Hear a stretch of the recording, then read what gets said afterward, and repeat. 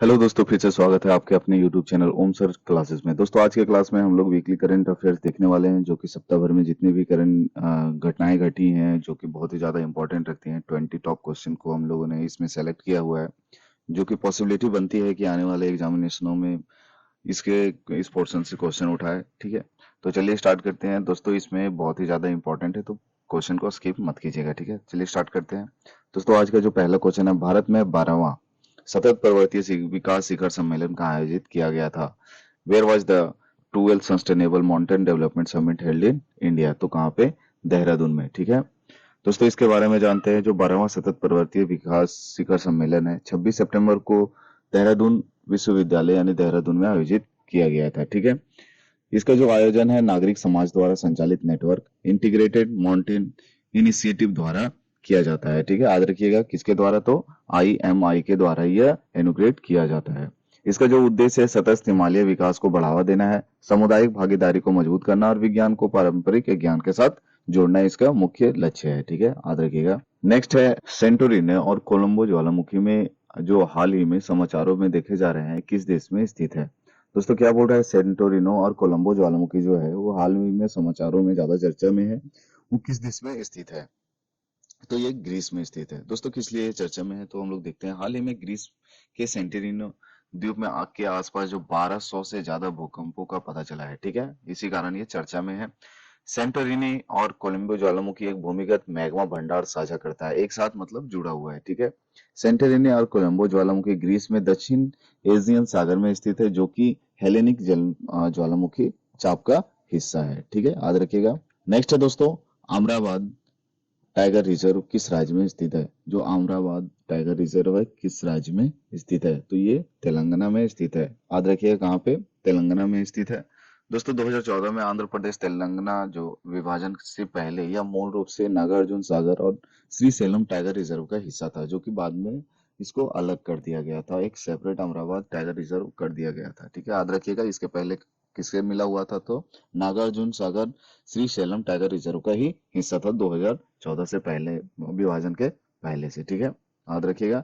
Next है, किस संस्थान ने मृदाकरण तकनीकी का उपयोग करके थार रेगिस्तान में गेहूं की खेती का पहला सफल प्रयोग किया है? यानी कि थार रेगिस्तान में गेहूं उगाने का जो पहला सफल परीक्षण किया है, तो कहाँ से किया है? कहाँ से किया गया है? तो ये राजस्थान केंद्रीय विश्वविद्यालय के द्वारा किया गया है। ठीक है दोस्तों, इसके बारे में जानते हैं। हाल ही में जो राजस्थान केंद्रीय विश्वविद्यालय है में रेगिस्तानी मृदाकरण तकनीकी का उपयोग करके शुष्क भूमि में, मतलब शुष्क भूमि में पहली बार सफलतापूर्वक गेहूं की खेती यानी गेहूं की उपजाऊ के लिए एक सफल परीक्षण किया है। ठीक है, याद रखिएगा। इस प्रयोग का उद्देश्य क्या है? में राजस्थान में थार रेगिस्तान की राष्ट्रीय राजधानी क्षेत्र की और विस्तार को रोकना है।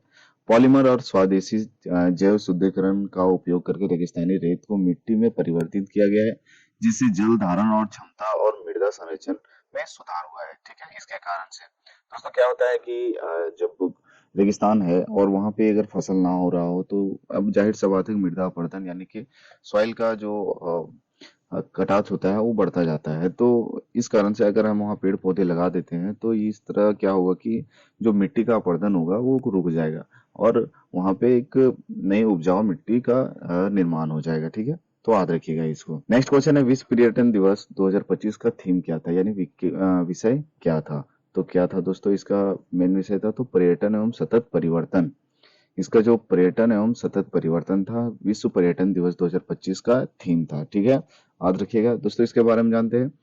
ये थीम के अंतर्गत ही सांस्कृतिक आदान प्रदान, आर्थिक विकास, वैश्विक संपर्क में पर्यटन की भूमिका को उजागर करने के लिए 27 सितंबर को विश्व पर्यटन दिवस मनाया गया। याद रखिएगा दोस्तों, कब? 27 सितंबर को विश्व पर्यावरण दिवस मनाया गया। यह संयुक्त राष्ट्र विश्व पर्यटन संगठन की एक पहल है, जिससे पहली बार 1980 में मनाया गया था।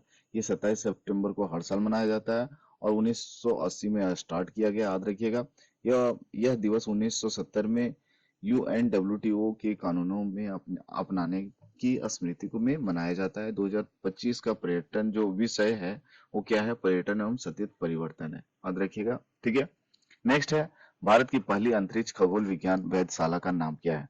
भारत की पहली अंतरिक्ष खगोल विज्ञान वेधशाला का नाम क्या है, जिसने हाल ही में अपने 10 वर्ष पूरे किए हैं? जो कि हाल ही में अपने 10 वर्ष पूरे किए हैं। What is the name of India first space astronomy observatory which has recently complete 10 years? तो इसका सही आंसर क्या हो जाएगा?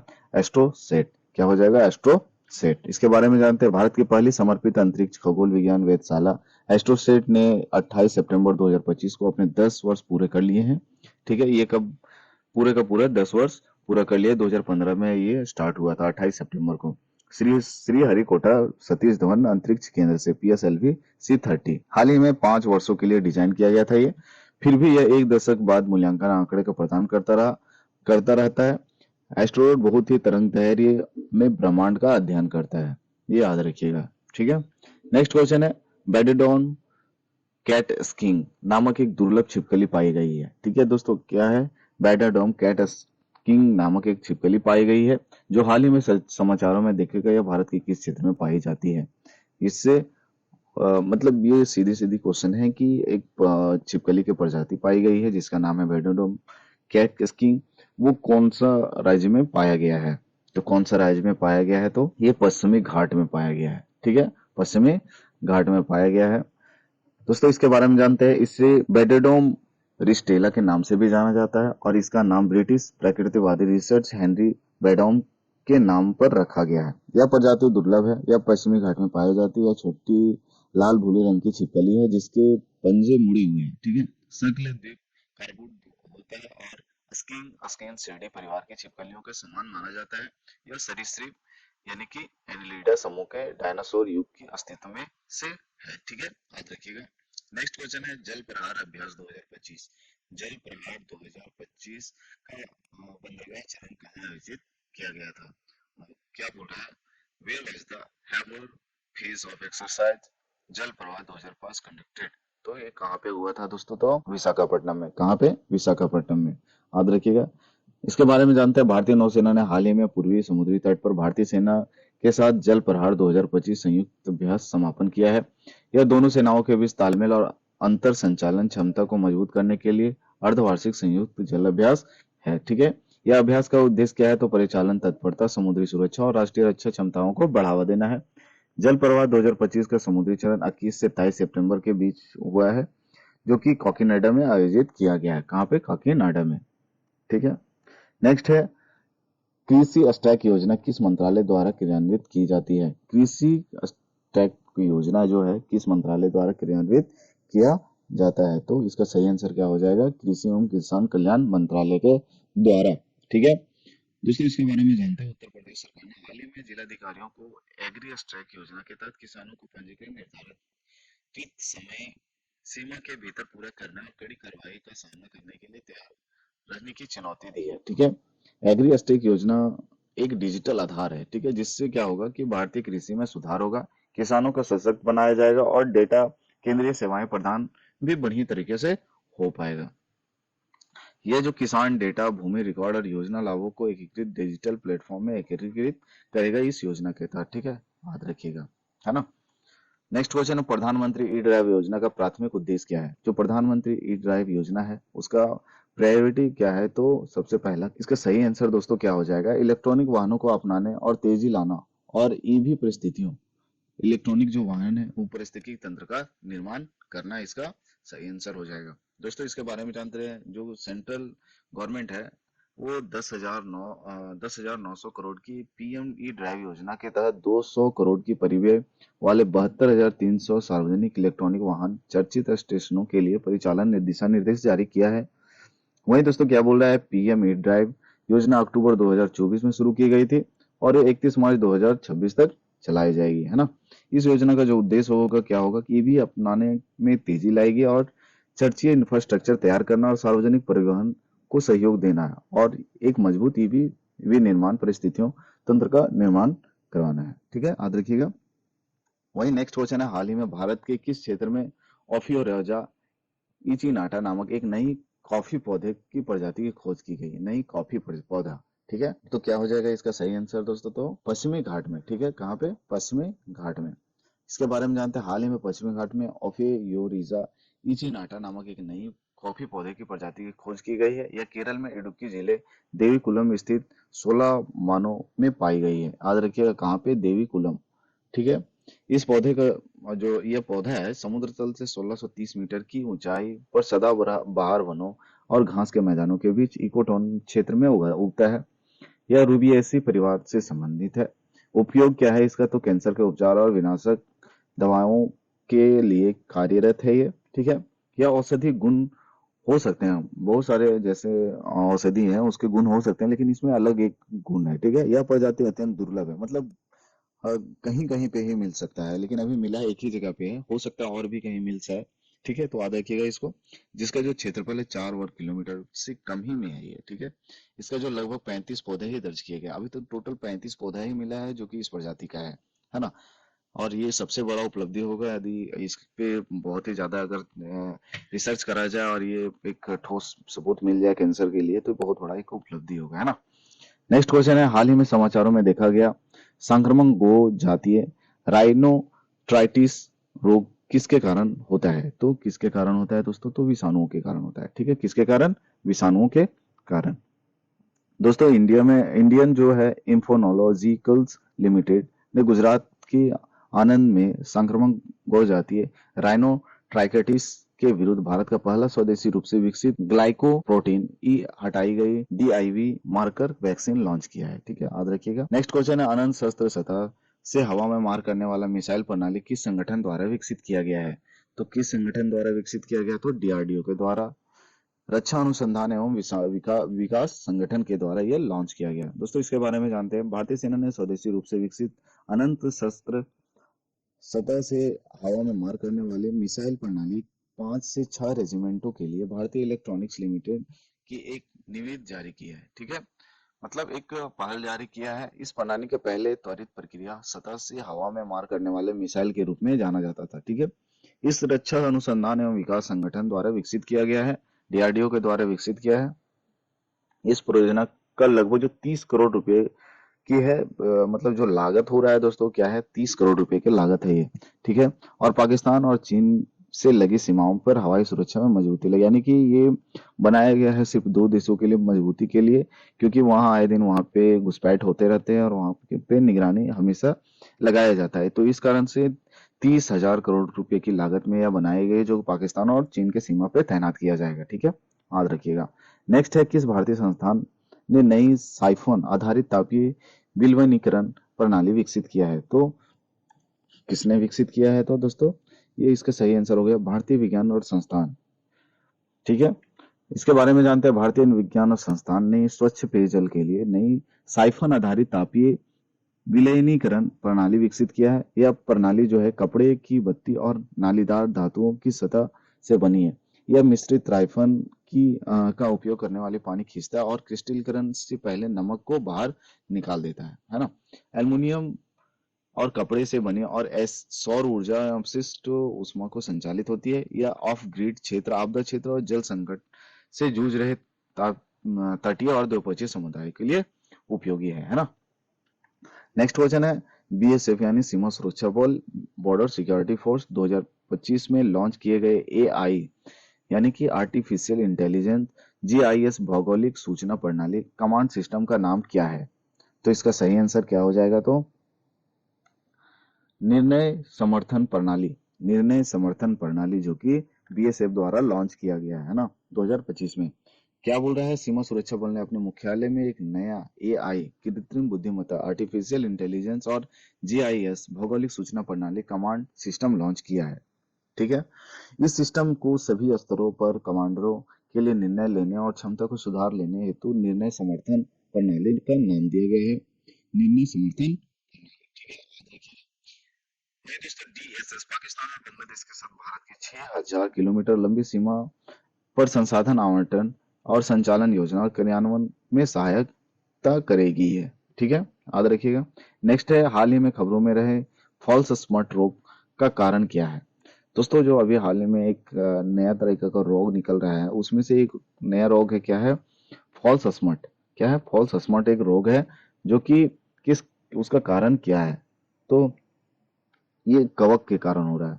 फॉल्स स्पॉट रोग जो है क्या है, कवक के कारण हो रहा है। दोस्तों क्या है कि पंजाब में लगातार बारिश और बाढ़ के कारण किसान फफूंदी रोधी दवाइयों का छिड़काव नहीं कर पा रहे हैं। क्या कर रहे हैं कि अभी जो हाल ही में पंजाब और में बहुत ज्यादा बाढ़ आने के कारण वहां पे जो रहन सहन वो अस्त व्यस्त हो गया है।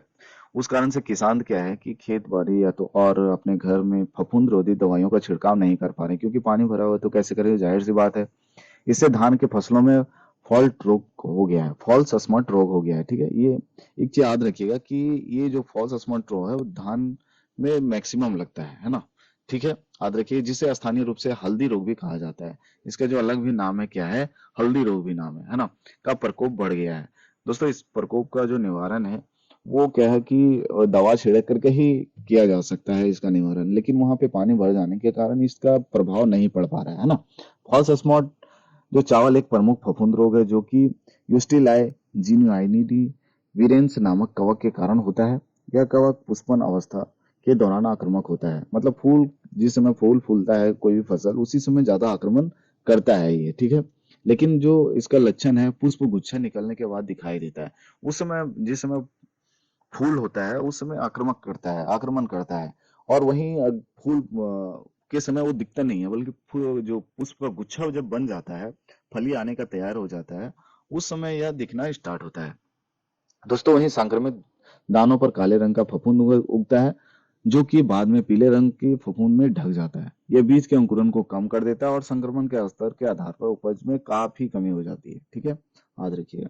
नेक्स्ट क्वेश्चन है, राष्ट्रीय अपराध रिकॉर्ड ब्यूरो एनसीआरबी की रिपोर्ट के अनुसार 2023 में किस राज्य में सबसे अधिक किसान आत्महत्या किए हैं।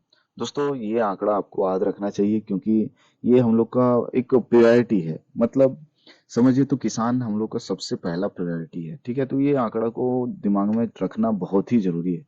क्वेश्चन क्या बोल रहा है, राष्ट्रीय अपराध रिकॉर्ड ब्यूरो द्वारा एक रिपोर्ट जारी किया गया है जिसमें 2023 में सबसे अधिक किसान किस राज्य में आत्महत्या किए हैं। तो किस राज्य में सबसे ज्यादा आत्महत्या किए हैं दोस्तों, तो महाराष्ट्र में। दोस्तों, इसके बारे में जानते हैं, थोड़ा आंकड़ा भी आप लोग हो सकता है नोट डाउन कर लीजिएगा। राष्ट्रीय अपराध रिकॉर्ड ब्यूरो के अनुसार 2023 में 10,786 किसान और कृषि श्रमिकों की आत्महत्या हुई है। वहीं दोस्तों, भारत की कुल जो आत्महत्या हुई है भारत में वो 1,71,418 का आंकड़ा है। भारत में अभी 2023 का जो आंकड़ा और 23-24 का आंकड़ा है उसमें यह बताता है कि 1,71,418 कृषि क्षेत्र से संबंधित आत्महत्याएं हैं, जो कि 6.3% थी। टोटल आत्महत्या इतना थी, और जिसमें कृषि क्षेत्र में 6.3% है ना। इसमें से 4,690 किसान खेतपाल हैं। ठीक है, खेतपाल हैं। और वहीं 4,553 पुरुष, 137 महिलाएं हैं और 6,096 कृषि श्रमिक हैं। ठीक है, वहीं 5,433 पुरुष और 663 महिलाएं हैं। ठीक है, याद रखिएगा। महाराष्ट्र 38.5% है, सबसे अधिक हिस्सेदारी दर्ज करता है, मतलब टोटल जितना आत्महत्या हुआ है उसमें से 38% जो महाराष्ट्र से ही बिलोंग करते हैं। इसके बाद जो है कर्नाटक, जो कि 22.5% है। उसके बाद आंध्र प्रदेश है 8.6%, और मध्य प्रदेश 7.2%, और तमिलनाडु 5.9% पर स्थान है। ठीक है, याद रखिएगा। तो कंक्लूजन क्या निकलता है कि जो एनसीआरबी है, नेशनल क्राइम रिकॉर्ड ब्यूरो है, उसने एक आंकड़ा प्रकाशित किया है जिसमें 2023-24 में किसानों की जो आत्महत्या है वो 10,786 सिर्फ किसान है। ठीक है, जो कृषि वर्ग से संबंधित है। दोस्तों, वहीं टोटल अगर देखा जाए तो भारत में 1,71,418 जो आत्महत्या हो उसमें सिर्फ नहीं, बहुत ही ज्यादा 6.3% का सिर्फ ओनली किसान ही आत्महत्या किए हैं। ठीक है, उसमें से अलग अलग जो स्टेट है उसको विभाजन किया गया है, जिसमें महाराष्ट्र सबसे ऊंचे में है, जैसे कि 38.5% का हिस्सेदारी रखता है सिर्फ आत्महत्या करने में। कर्नाटक दूसरा स्थान पे, आंध्र प्रदेश तीसरा, और मध्य प्रदेश चौथा, और तमिलनाडु में पांचवा स्थान है। ठीक है, वहीं दोस्तों जो कि पूरा का पूरा जीरो है, आत्महत्या की सूचना नहीं दी गई है, वो कहाँ पे, तो पश्चिम बंगाल, बिहार, उड़ीसा, झारखंड, दिल्ली में, ऐसे और भी कई राज्य हैं जिसमें शून्य कृषि आत्महत्या की सूचना मिली है। विशेषज्ञों का कहना है कि 2021-22 और 2023 के में बार बार होने वाले आत्महत्याओं भारत के एक व्यक्तित्व कृषि को संकट को दर्शाता है। ठीक है, याद रखिएगा। वहीं नेक्स्ट क्वेश्चन है, किस अंतरिक्ष संगठन ने Interstellar mapping and acceleration pro mission launch किया है। तो किस संगठन के द्वारा, इसका सही आंसर क्या हो जाएगा, नासा ने किया है, राष्ट्रीय वैमानिक और अंतरिक्ष प्रशासन के द्वारा। ठीक है, इसके बारे में जानते हैं। राष्ट्रीय वैमानिकी एवं अंतरिक्ष प्रशासन ने हाल ही में इंटरस्टेलर मैपिंग और एक्सेलरेशन प्रोब मिशन लॉन्च किया है। इसका उद्देश्य जो है क्या है कि सौर कण जैसे ऊर्जा प्राप्त करते हैं उससे अध्ययन करना है।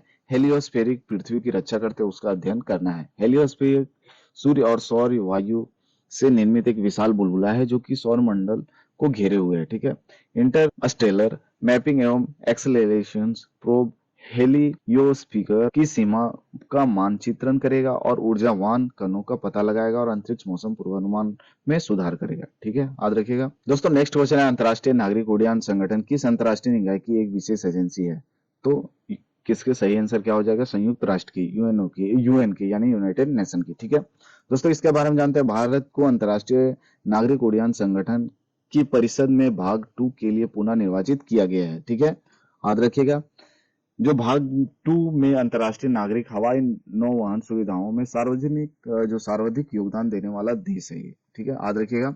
ICAO संयुक्त राष्ट्र के एक विशिष्ट एजेंसी है। याद रखिएगा ये भी कि ICAO एक विशिष्ट एजेंसी है। किसका? तो यूएन का, यूनाइटेड नेशन का, जिसकी जो स्थापना हुई थी 1944 में हुई थी, शिकागो कन्वेंशन के तहत की गई थी। ठीक है दोस्तों, वहीं भारत 1944 में ICAO संस्थापक सदस्य रहा है। याद रखिएगा कि ICAO का सदस्य भारत पहले रह चुका है 1944 में। 81 वर्षों की परिषद और निबंध उपस्थिति बनाए हुए है। भारत विमानन सुरक्षा, संरक्षण, स्थिरता, समतामूलक संपर्क और प्रौद्योगिकी नवाचार और कोई देश पीछे ना छूटे पहल पे ध्यान केंद्रित करता है इसके तहत। ठीक है, याद रखिएगा। दोस्तों लास्ट क्वेश्चन और इम्पोर्टेंट क्वेश्चन ये भी हाल ही में खबरों में रही, लेकेनेमैब दवा का उपयोग किस रोग के इलाज के लिए किया जाता है? दोस्तों हाल ही में एक दवा लॉन्च किया गया है, लेकेनेमैब दवा किस रोग के लिए ये कार्यरत है? तो इसका अल्जाइमर रोग के लिए। किसके लिए? अल्जाइमर रोग के लिए।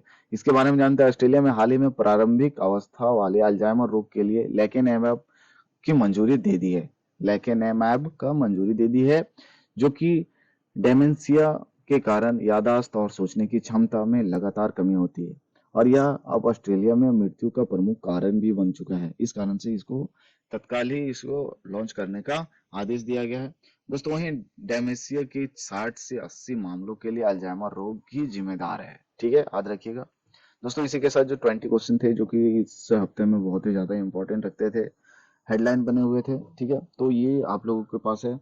आप लोग कोई भी क्वेश्चन को स्किप मत कीजिएगा, टोटल क्वेश्चन को देखिएगा, अगर हो सके तो रिवाइज भी कर लीजिएगा। ठीक है, और अगर इस तरह और भी अगर डिमांड हो तो आप कमेंट बॉक्स में जरूर बताइएगा। तब तक मिलते हैं नेक्स्ट वीडियो में। दोस्तों यदि चैनल को सब्सक्राइब नहीं किया तो प्लीज सब्सक्राइब कर लीजिएगा। Thank you.